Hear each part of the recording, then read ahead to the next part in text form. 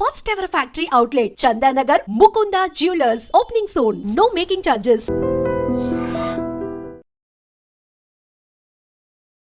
Hi hello namaste welcome back to iDream Media. ఈరోజు మనతో ఉన్నారు సర్టిఫైడ్ ఫైనాన్షియల్ ప్లానర్ అయిన మాధవిరెడ్డి గారు. మార్కెట్స్ యొక్క అప్డేట్ ఏంటో తెలుసుకుందాం ఒకసారి. Hi ma'am. హలో. మేము మార్కెట్స్ ఒకసారి చూసుకున్నట్లయితే నిఫ్టీ 50 వచ్చేసి 22,828 దగ్గర ఉంది. Sensex 75,000 change, bank Nifty 51,000, IT Nifty 32,000 change దగ్గర ఉన్నాయి. సో మార్కెట్స్ అయితే గ్రీన్లోనే ఉన్నాయి. సో వీకెండ్ అప్డేట్ ఏ విధంగా ఉండబోతుంది అంటారు? సో మార్కెట్స్ ఈ వీక్ బ్లాక్ మండేతో స్టార్ట్ అయ్యి గుడ్ ఫ్రైడేతో క్లోజ్ అయింది, పాజిటివ్గా క్లోజ్ అయిందని చెప్పొచ్చు. సో 22,000 కూడా బ్రేక్ అయిందండి మండే రోజు. సో ఇంకా 21,000 అది మనకి లోయెస్ట్ పాయింట్ అసలు రీసెంట్లో. సో అది ఇంకా అక్కడి నుంచి రికవరీ అనేది మనకి మళ్ళీ ట్రంప్ ఎప్పుడైతే 90 days పాజ్ ఫర్ మ్యాక్సిమం అన్ని కంట్రీస్కి కూడా 90 days టారిఫ్స్ పాజ్ అనే ఎప్పుడైతే అనౌన్స్మెంట్ వచ్చిందో ఇమీడియట్గా మార్కెట్స్ కొంచెం మళ్ళీ రికవర్ అవ్వడం స్టార్ట్ అయింది. సో ఫైనల్గా ఈరోజు మన మార్కెట్స్ 22,820 అంటే దాదాపుగా 23,000 దగ్గరికి మనకి మార్కెట్స్ వచ్చాయి. బట్ నెక్స్ట్ వీక్ మనం చూసుకున్నట్లయితే ఈ రెండింటి మధ్య ఉంటుందండి. అగైన్ మళ్ళీ న్యూస్ అంతా కూడా ఈ ఫ్లో అవుతుంది. బట్ ఈసారి ఏమవుతుందంటే Monday holiday. So again Friday, Saturday తర్వాత మనకి ఫ్రైడే ఈ రోజుతో క్లోజ్ అయింది. సాటర్డే, సండే, మండే 3 daysలో వచ్చే ఇన్ఫర్మేషన్ ఏదైతే ఉందో ఆ ఇన్ఫర్మేషన్ని బేస్ అయ్యి మనకి ట్యూస్డే రోజు మార్కెట్ రెస్పాండ్ అవుతుంది కాబట్టి సో మనం ఇప్పుడే అంతగా ఎక్కువ చెప్పలేమండి. ఎందుకంటే ఇన్ఫర్మేషన్ చాలా ఫ్లోట్ అవుతుంది. మొత్తం మార్కెట్స్ అన్నీ కూడా ఇన్ఫర్మేషన్ అంటే మీరు క్షణాల్లోనే యుఎస్ మార్కెట్స్ మీరు చూస్తే 6 trillion వైప్ అవుట్ అయ్యి మళ్ళీ 6 trillion యాడ్ అయ్యింది జస్ట్ 10 minutes. అంటే ఆయన ఇచ్చిన ఏదైతే అనౌన్స్మెంట్ ఉందో ఒక్కసారి పాజ్ చేసి అనే అనౌన్స్మెంట్తోనే మొత్తం అంటే ఓవర్ ద నైట్ మొత్తం రికవరీ వచ్చిందండి. సో అలాంటి అనౌన్స్మెంట్స్ ఎన్ని రాబోతున్నాయో in the during these 3 days. ఈ 3 days బేస్ చేసుకొని మనకి ట్యూస్డే అనేది అవుతుంది. బట్ మా అంచనా ప్రకారం అయితే ఇది 22,200 అనేది మంచి సపోర్ట్గా కనిపిస్తుంది. ఇక మ్యాక్సిమం 23,000 అది ఒక రెసిస్టెన్స్ లెవెల్. సో ఈ మధ్యలోనే మనకి మార్కెట్స్ ఎంత బ్యాడ్ న్యూస్ అయినా సరే ఈ మధ్యలోనే మార్కెట్స్ ఉండేటట్టుగా మనకి స్ట్రాంగ్ సపోర్ట్ అయితే కనిపిస్తుందండి. సో అదే మనము చూసుకుంటూ వెళ్ళాలి. ఇక ఆ తర్వాత మనకి ఈ యుఎస్ టారిఫ్స్ ఒకవైపు ఏంటంటే అంతా అంటే అన్ని కంట్రీస్ది ఒకవైపు పెడితే ఈ యుఎస్ చైనా అనే ఆ ట్రేడ్ వార్ అనే ఏదైతే దాని మీద వచ్చే అవుట్కమ్ ఉందో అది అందరి మీద ఇంపాక్ట్ అయ్యేటట్టుగా కనిపిస్తుందండి. 145% అంటే అసలు ఎట్లా ఎకానమీస్ అందరి మీద తీసేసి ఆయన మీద వేసినప్పుడు ఇంకొంచెం స్పెషల్. అవునండి, అవును. సో హీజ్ అంటే చైనా కూడా ఊరుకోదు కదండి. దే ఆర్ ఆల్సో గెట్టింగ్ మిగతా కంట్రీస్ అందరినీ కూడా ఇన్వెస్టర్ అదేనండి ఎండ్ కస్టమర్స్, ఇన్వెస్టర్స్. ఇప్పుడు ఈ మార్కెట్లో ఎవరెవరైతే ఉన్నారో వాళ్ళు బాగా నష్టపోతున్నారు ఈ వాలటిలిటీలో.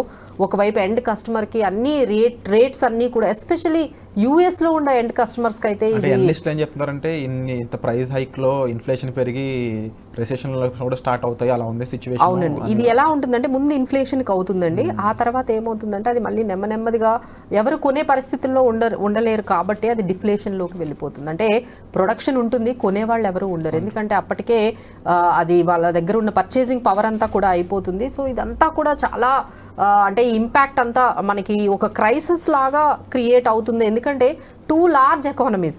ఒకవైపు China second largest economy and US is the first the top most largest economy. ఈ రెండు ఎప్పుడైతే ఈ ట్రేడ్ వార్లోకి కానీ వెళ్ళిపోయాయంటే సో మనందరికీ కూడా చాలా వరకు అది నష్టాన్నే కలిగిస్తుంది. అంటే అందరూ వార్న్ చేస్తున్నారు ఆగండి అని, బట్ ఎవరు కూడా అగ్రిమెంట్స్తో మాటలతో కంప్లీట్ చేసుకున్నట్టుగా అయితే మనకి ఇప్పటికీ కనిపించట్లేదు. So we have to see the outcome. So ఆ వచ్చే న్యూస్ బట్టే మనకి ఇంపాక్ట్ అనేది కనిపిస్తుందండి. బట్ టచ్వుడ్ ఏంటంటే మన ఇండియా మాత్రం అంతగా ఎక్స్పోజర్ లేదు. అంటే చైనాకి ఎక్స్పోజర్ కానీ లేకపోతే యుఎస్ ఎక్స్పోజర్ ఇవన్నీ ఎక్స్పోర్ట్స్ మనం చూసుకుంటే అంటే డొమెస్టిక్ కన్జంప్షన్ మీదే మన ఎకానమీ అనేది చాలా వరకు డిపెండ్ అయ్యి ఉంది. అంటే ఎక్స్పోర్ట్స్ మీద మనము 20% వరకు మాత్రమే మన ఎకానమీ ఎక్స్పోజర్ అయింది. ఇక మిగతాదంతా కూడా మన డొమెస్టిక్ స్పెండింగ్ మీదే ఉంది. ఇక గవర్నమెంట్ కూడా ఏం చేస్తుంది, ఆర్బీఐ రెపో రేట్స్ తగ్గించింది, ఇంట్రెస్ట్ రేట్స్ తగ్గించింది. సో ఈ విధంగా మనం గ్రోత్ ప్రొజెక్టరీ మనం కూడా జీడిపిని పెంచుకుంటూ మన డొమెస్టిక్గా కొంచెం స్ట్రాంగ్గా చేసుకుంటూ ఉంటే I think that would be better అండి. ఎందుకంటే ఇప్పుడంతా కూడా గ్లోబలైజేషన్ నుంచి డీగ్లోబలైజేషన్ అయిపోతున్నాం. అంటే ఎవరి కంట్రీని వాళ్ళు కాపాడుకోవడంలో బిజీ అయిపోయారు. యుఎస్ ఏమో మా కంట్రీ మా ఎకానమీ అంటుంది, చైనా మా ఎకానమీ మా కంట్రీ అంటున్నారు. సో అందరూ కూడా మన ఎకానమీని ఇప్పుడు ఎలా స్టెబిలైజ్ చేసుకోవాలి, ఈ ట్రేడ్ వార్ నుంచి మనం ఎంత తక్కువ ఎఫెక్ట్తో బయటికి రావాలి, మన దగ్గర ఉండే ఆప్షన్స్ ఏంటి, ఎక్స్పోజర్ చేసుకోవడము, ఎక్స్ప్లోర్ చేసుకోవడంలోనే అన్ని కంట్రీస్ కూడా బిజీ అయిపోయండి. సో మన దగ్గర కూడా ట్రేడ్ అగ్రిమెంట్స్ అనేవి ఇప్పుడు బైలాటరల్ అగ్రిమెంట్స్ అనేవి కూడా స్టార్ట్ అవుతున్నాయి. ఇక ఆయనతో అందరూ కూడా చెప్తున్నారు కదా 50 కంట్రీస్ రెడీగా ఉన్నాయి నాతో మాట్లాడడానికి అని. So we have to see how the outcome will come. అంటే ఒక్కొక్క టైంలో వాలటైల్ మార్కెట్స్ వల్ల ఇద్దరు ఇబ్బంది పడుతున్నారు. ఆల్రెడీ ఇన్వెస్ట్ చేసిన వాళ్ళు, ఇన్వెస్ట్ చేయాలనుకుంటున్న వాళ్ళు. సో వీళ్ళిద్దరూ ఏం చేయాలో సర్టిఫైడ్ ఫైనాన్షియల్ ప్లానర్ గా వాళ్ళ ఫైనాన్షియల్ ప్లానింగ్ సంబంధించి ఏదైనా టిప్ చెప్తారా? సో కొన్ని ఇప్పుడు మార్కెట్ అంతా కూడా సెక్టార్ స్పెసిఫిక్ అయిపోయిందండి. కొన్ని సెక్టార్స్ బాగా ఇంపాక్ట్ అవుతున్నాయి, ఎస్పెషల్లీ మెటల్ సెక్టార్. ఎందుకంటే చైనా అంతా కూడా ఎక్స్పోర్టర్ ఇంపోర్టర్ మెటల్స్ లో వాళ్ళు ఎప్పుడైతే చైనాలో ఇన్ని ప్రాబ్లమ్స్ ఉన్నాయో లైక్ 145% వాళ్ళు, వీళ్ళేమో 84% వీళ్ళు ఎకానమీ మీద అంటే యుఎస్ గూడ్స్ మీద వేస్తూ ఉంటే, సో ఆల్ టుగెదర్ మెటల్స్ అయితే మాత్రం కొంచెం దూరంగా ఉండాలండి. సో హిండాల్కో కానీ సేల్ కానీ ఇలాంటి మెటల్ సెక్టార్స్ అయితే కొంచెం బాగా నెగిటివ్గా అయ్యేటట్టుగా కనిపిస్తున్నాయి. ఇంకా మనకి ఐటీ సెక్టార్ కూడా బాగా ఇంపాక్ట్ అయిందండి. ఎందుకంటే US is getting to slow down, they are getting in to like some kind of అంటే మొత్తం గ్లోబల్ ఎకానమీ స్లో డౌన్ అయినట్టుగా మనకు కనిపిస్తుంది. సో ఆ ఇంపాక్ట్ డైరెక్ట్గా మనకి ఐటీ సర్వీసెస్ మీద మనకి కనిపిస్తుంది. సో ఐటీ కూడా కొంచెం వాలటైల్గా కనిపిస్తుంది. సో సేఫ్ జోన్ మన ఇండియాలో మనం ఏ సెక్టార్స్లో ఉండాలి అంటే లైక్ మనం ఎఫ్ఎంసీజీ మన డొమెస్టిక్ కన్జంప్షన్ మీదే బేస్ అయి ఉన్నాం కాబట్టి ఎఫ్ఎంసీజీ మీద వెళ్ళొచ్చు, అలానే డిఫెన్స్ సెక్టార్స్ మీద వెళ్ళొచ్చు. Banking and financial services are doing very well. అంటే బ్యాంకింగ్ అంటే ఇప్పుడు ఆ రెపో రేట్స్ తగ్గించారు కాబట్టి మీరు ఐసిఐసిఐ బ్యాంక్, తర్వాత especially PSU bank, bank of Baroda కానీ ఎస్బీఐ, కెనరా బ్యాంక్ ఇలాంటి బ్యాంకింగ్ సెక్టార్స్లో మనము ఉండొచ్చు. ఫైనాన్షియల్ సర్వీసెస్ అయిన ఇన్సూరెన్స్ కంపెనీస్ ఇలాంటి వాటి మీద కూడా మనము ఫోకస్ చేసుకోవచ్చండి. సో ఇలా సెక్టార్ స్పెసిఫిక్గా కొన్ని సెక్టార్స్లో మనము వెళ్తే బెటర్గా ఉంటుందండి. And need to be very అంటే మనము ఏ ఆల్రెడీ మీకు ఉన్నాయనుకోండి పోర్ట్ఫోలియో, ఆ పోర్ట్ఫోలియోలో కొంచెం వాల్యూ బేస్డ్ కంపెనీస్లో మనం కొంచెం స్టే చేస్తూ ఏవైతే మనం హైలో కొన్నామో అంటే ఆల్మోస్ట్ పిఈ రేషియో చూసుకుంటూ హైలో ఏవైతే ఉన్నాయో వాటి నుంచి మనము ప్రాఫిట్లో ఉంటే కొంచెం ప్రాఫిట్ బుక్ చేసుకొని ఎగ్జిట్ అవ్వడము.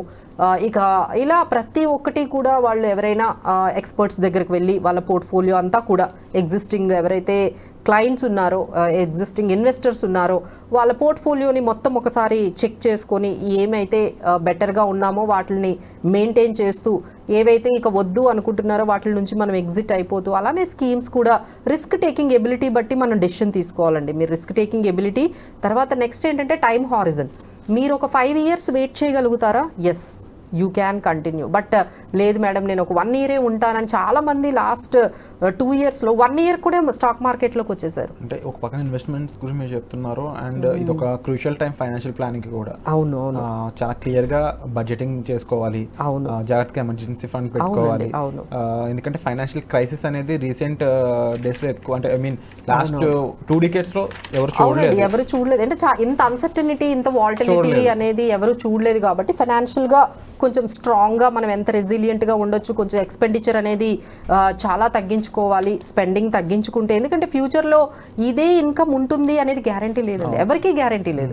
ఇదే ఇన్కమ్ మనకి ఫ్లోట్ అవుతుంది అనేది గ్యారంటీ లేదు కాబట్టి ఉన్న ఇన్కమ్ ఉన్నప్పుడే మనం కొంచెం ఎక్స్పెండిచర్ ఏదైతే అవసరమో అంతవరకే ఖర్చు పెట్టుకొని మిగతాది మనకి ఇన్వెస్ట్మెంట్స్ సేవింగ్స్ చేసుకుంటే ఎలాంటి షాక్స్ వచ్చినా, ఇంక ఈ షాక్స్ అన్నీ కూడా సో కామన్ అయిపోతున్నాయండి. ఎవ్రీ టైం ఏదో ఒకటి మనకి అది రష్యా వార్ స్టార్ట్ అయింది, అక్కడ నుంచి యుక్రెయిన్ రష్యా వార్, తర్వాత అక్కడ నుంచి ఎలక్షన్స్ అన్నారు, యుఎస్ లో ఎలక్షన్స్, ఇండియాలో జనరల్ ఎలక్షన్స్, రెగ్యులర్ గా ఇక బడ్జెట్ అన్నారు, తర్వాత గ్లోబల్ హెవీ ఈవెంట్స్ వస్తూ ఉన్నాయి కాబట్టి so it's very common. Everyone has to be ready. మీ వరకు ఎంతవరకు ఇంపాక్ట్ అవుతుంది అనేది మనము గమనించుకుంటూ డెసిషన్స్ తీసుకోవాలండి. అలానే మనకి ఈ టీసీఎస్ రిజల్ట్స్ కూడా వచ్చాయండి. టీసీఎస్ రిజల్ట్స్ కూడా మార్కెట్ ఎక్స్పెక్టేషన్స్కి రాలేదు.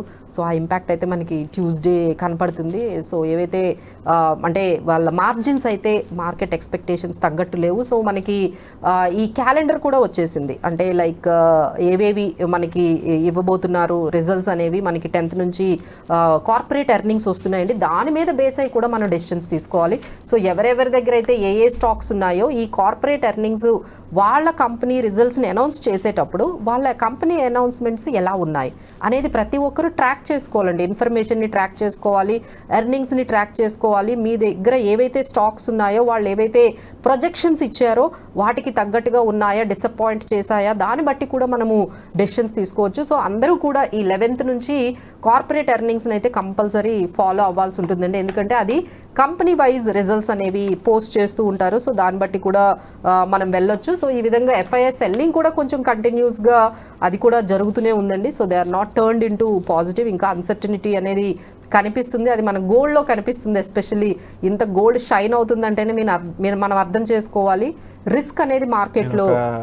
అంటే ఒక అనలిస్ట్ నుంచి ఒక ఇన్ఫర్మేషన్ చూసాను, అరౌండ్ 1985 65 రూపీస్ ఏదో, I don't know is it accurate or not, right no అది 1 lakh అంటే నమ్మలేకపోతున్నాం అని చెప్పేసి వాళ్ళ నాన్నగారు అంటున్నారంట. అవును, దట్ వాస్ క్వైట్ సర్ప్రైజింగ్. అంటే గోల్డ్ పెరుగుతుందండి, అందులో మనం అందరం చెప్పాల్సిందే, చెప్తూనే ఉన్నాం. ఎందుకంటే గోల్డ్ మార్కెట్ లాగా వెనక్కి రావడం అనేది జరగదు. కానీ ఇంత ఫాస్ట్గా పెరగడం అనేది, అంటే ఎవ్రీ ఇయర్ గోల్డ్ 25% రిటర్న్స్ ఇవ్వడం ఏంటండి అసలు 25%? ఈ ఇయర్ ఆల్రెడీ 15-20% పెరిగిపోయింది జస్ట్ 4 monthsలోనే. సో ఇది వెరీ అన్ఎక్స్పెక్టెడ్. ఒక్కసారిగా రిటర్న్స్ అనేవి అనేవి తీసుకునే టైం ఇది. ఫైనాన్షియల్గా ఒక ప్రొఫెషనల్ హెల్ప్ తీసుకోకుండా ఓన్ డెసిషన్ తీసుకుని ఇబ్బంది పడొద్దండి. చాలా మంది ఇబ్బంది పడుతున్నారు, మాకు కామెంట్ సెక్షన్లో కానీ పర్సనల్గా కాల్స్ చేసి చెప్తా ఉన్నారు. సో ఏదైనా ఫైనాన్షియల్ డెసిషన్ తీసుకోవాలనుకున్నప్పుడు, ఫైనాన్షియల్ ప్లానింగ్ చేసుకోవాలనుకున్నప్పుడు, ఇన్వెస్టింగ్ చేసేటప్పుడు కూడా ఒక ప్రొఫెషనల్ హెల్ప్ అనేది compulsory. That's why we are doing such interviews with professionals. మనం చేసే ఇంటర్వ్యూస్ అన్ని కూడా ప్రొఫెషనల్ చేయడానికి గల కారణం అదేనండి. సో ఒక ప్రొఫెషనల్ అయిన ఒక సర్టిఫైడ్ ఫైనాన్షియల్ ప్లానర్ని మీరు మీట్ అయినట్లయితే ఒక రైట్ వేలో మీకు గైడెన్స్ దొరుకుతుంది. మార్కెట్లో లాభాలు సంపాదించకపోయినా పర్లేదు కానీ నష్టపోకుండా ఉండడం చాలా ఇంపార్టెంట్. ఈ టైంలో ఏంటంటే ప్రొటెక్షన్ మీద మనము, అంటే ఈ 1 year కొంచెం ఛాలెంజింగేనండి. ఈ 1 year కూడా ఎవరు కూడా ఎక్కువ రిటర్న్స్ వస్తాయని ఎక్స్పెక్ట్ చేయకండి. ఈ 1 year కూడా ఛాలెంజింగ్గా ఉంటుంది. ఇంపాక్ట్ అంతా కూడా 1 year వరకు ఉంటుంది అంటున్నారు. సో ఈ 1 year ఎక్స్పెక్టేషన్స్ తగ్గించుకొని మన సేఫ్ గార్డ్గా మనం ఎంతవరకు పెట్టుకోవాలి మన పోర్ట్ఫోలియోస్ని, దాని మీద ఎక్కువగా కాన్సన్ట్రేట్ చేస్తే then after 3 years you can see the wealth creation అనేది కొంచెం ఫాస్ట్ అవుతుంది. True ma'am, thank you so much for the analysis.